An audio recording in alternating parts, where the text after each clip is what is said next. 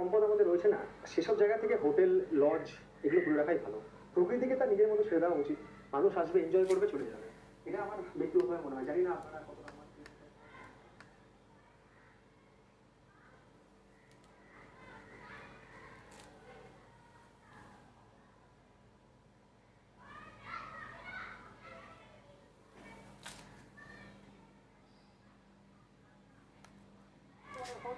আমাদের ভারতবর্ষ বিখ্যাত, যেটা রয়েছে জগদলপুর থেকে ৩৯ কিলোমিটার দূরে।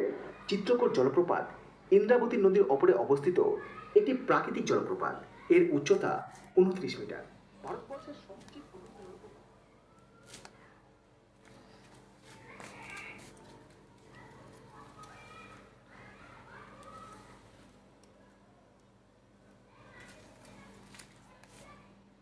এবার আসুন আমরা এই ওয়াটারফল দেখি। না, ক্যামেরায় নয়, ক্যামেরা তো আমরা এতক্ষণ ধরে দেখছি। আমরা দেখবো হচ্ছে আমাদের বাজ পাখির চোখে। এবং